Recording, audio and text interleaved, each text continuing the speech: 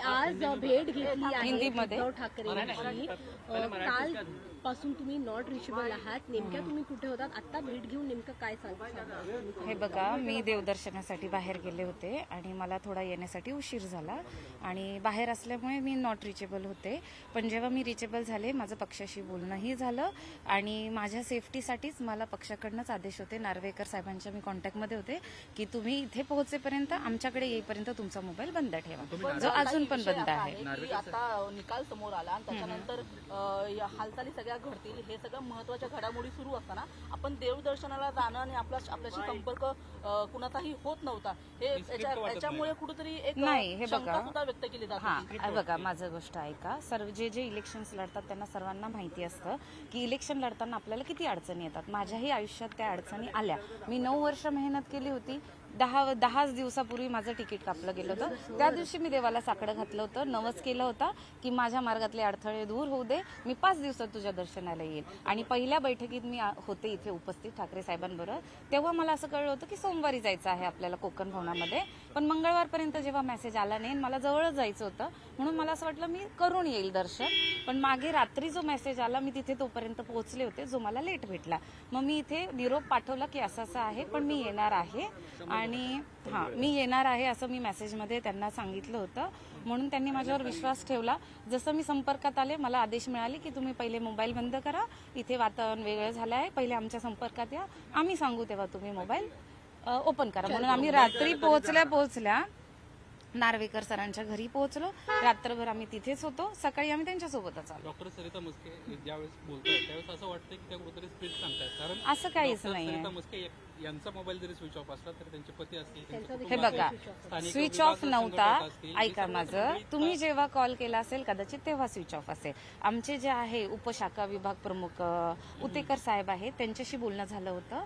सांगळे साहेबांशी पण बोलणं झालं होतं, डॉक्टर साहेबांचं, माझं नाही. त्याच्यानंतर आम्ही दोघे पूजेला बसलो होतो. तेवढ्याच काळापुरतं आम्ही नॉट रिचेबल होतो.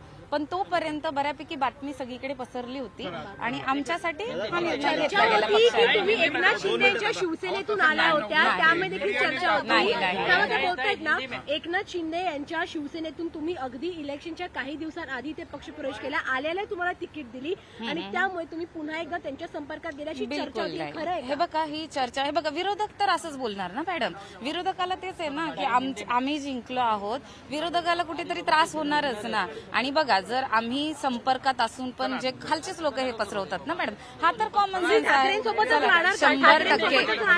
100% मी ठाकरेंसोबत होते आहे आणि त्यांच्या बरोबरच राहणार. धन्यवाद. आता चालले आहे मैं अभी जा रही हूँ नोंदनी करने के लिए, और जो मैंने कमेंट किया है इसमें कोई स्क्रिप्ट नहीं है.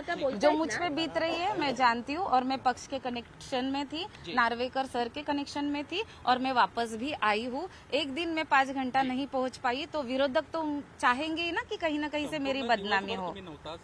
सर जवळ नाही आहे ते. धन्यवाद, मला जाऊ द्या आता. थँक्यू. No comments. थँक्यू.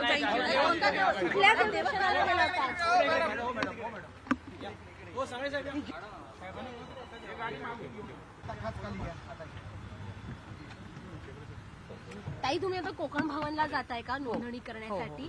चर्चा होती की तुम्ही पुन्हा एकदा शिंदेकडे जाल. नाही जाणार. ज्या लोकांनी आम्हाला शेवटच्या 10 दिवसांमध्ये तारलं आहे, आमच्यावरती विश्वास ठेवला आहे, आम्ही 10 दिवसात किती मेहनत केली की आमचं निशाणी बदलली आहे, तर तुम्ही सांगा आम्ही कसं असं पाऊल करू. तुळजापूरला गेलो. ठीक आहे, 24 तास नाही मॅडम, जाणं येणं प्रवास पण होता. लोकशाही मराठी ऐका, पहा, जागरूक रहा.